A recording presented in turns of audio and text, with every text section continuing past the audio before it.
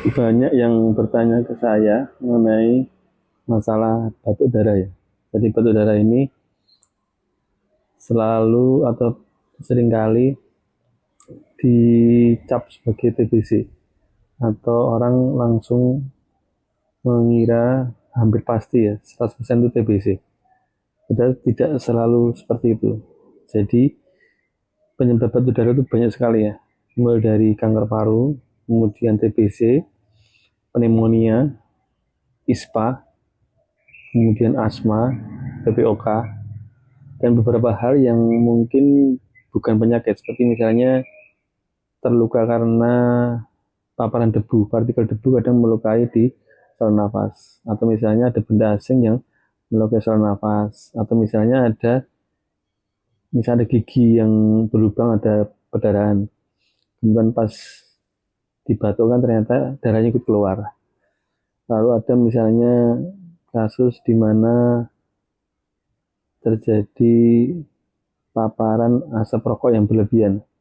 Itu kadang juga menyebabkan laserasi atau lecet pada saluran nafas. Nah, di sini memang harus hati-hati, tidak semua batuk darah itu adalah karena TBC. Harus dipastikan dulu. Jadi kita harus pelan-pelan menginvestigasi. Pertama, kita lihat gejalanya dulu. Gejalanya apa? Misalnya batuk darah, batuknya sendiri sudah berapa lama? Kemudian adakah gejala lain seperti sesak nafas, nyeri dada, demam yang lama, berat badan turun, kemudian nafsu makan yang turun. Nah, ini dipastikan dulu. Pada TBC, di mana terjadi batuk yang lama, lebih dari 2 minggu, tidak sembuh karena antibiotik. Kemudian ada sesak nafas yang lama, dan yang kasus lagi adalah berat badannya turun sekali. Pada pasien TBC ini bisa kelihatan kurus dalam waktu 2 bulan. Disertai nafsu makan yang turun banget ya. Bentuk mungkin postur badan yang tambah kurus, tambah lemah dalam 1 bulan terakhir.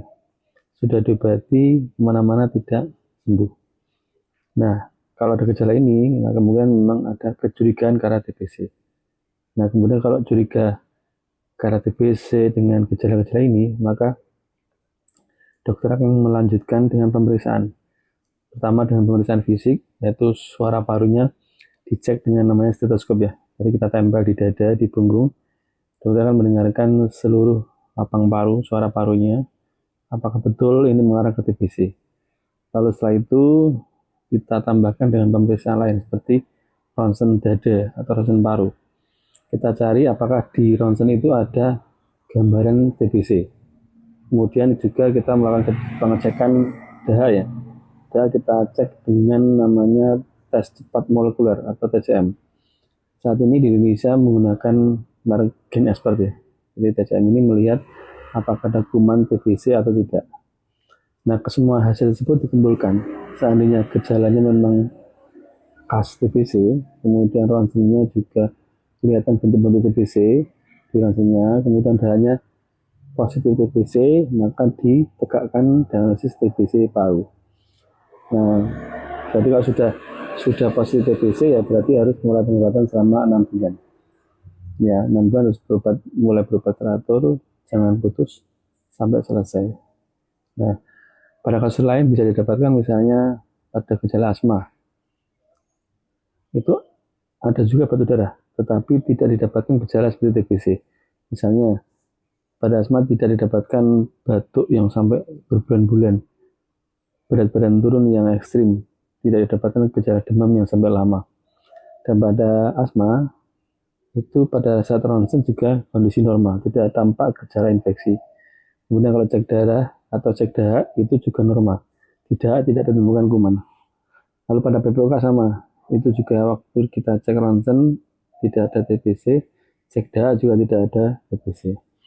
Pada kanker paru misalnya, pada saat kita cek semua TBC aman, cuman pada gambaran ronsen didapatkan gambaran massa atau kanker paru, bentuknya nodul ya atau bulatan besar. Ya. Pada kasus ISPA misalnya, itu semua pemeriksaan bagus atau normal ya. Jadi dari ronsen normal, dari dahak normal, gejalanya hanya singkat. Jadi cuman 2 hari ya. 2 hari misalnya batuk pilek sesak nafas nyeri telan ya. Nah kemudian didapatkan batuk darah. Jadi kalau gejala ISPA ini versi yang singkat sekali, biasanya karena ketularan flu dari sekitarnya. Kemudian ada kasus lainnya adalah misalnya pada perokok. Perokok itu tidak ada gejala demam batuk pilek yang lama, tapi dia dengan riwayat perokok yang lama itu saluran nafasnya lama-lama bisa terjadi laserasi atau luka ya, sehingga pada saat batuk terjadi batuk darah. Sama juga seperti misalnya orang yang bekerja di pabrik, di industri, di bengkel, di lingkungan pertambangan ini ada kemungkinan paparan debu yang masif lebih dari 5 tahun ya. Ini bisa menyebabkan pelukaan di daerah pernapasan. Ya, jadi ini sekilas mengenai batuk darah. Jadi tidak semua batuk darah langsung ke TBC. Nah, cuma pada kasus batuk darah maka semua dokter akan meng-screening ya, atau mengecek apakah memang ada TBC. Kalau TBC negatif ya berarti kita cari faktor yang lain. Bisa asma, bisa PPOK, bisa pula pneumonia. Ini yang belum kita bahas. Pneumonia ini infeksi paru juga seperti TBC, tetapi dia kumannya bukan TBC. Dia kumannya bakteri pneumonia sendiri. Gejalanya itu singkat, jadi tidak seperti TBC yang lama ya. Gejala pneumonia itu hanya sekitar mungkin 5 hari sampai 1 minggu. Ada batuk, ada sesak, ada demam yang sangat tinggi. Nah, bedanya dengan TBC, pada pemeriksaan dahaknya tidak ada kuman TBC, tetapi adanya kuman bakteri pneumonia. Penting ya, jadi harus sangat hati-hati, tidak semua batuk darah adalah TBC.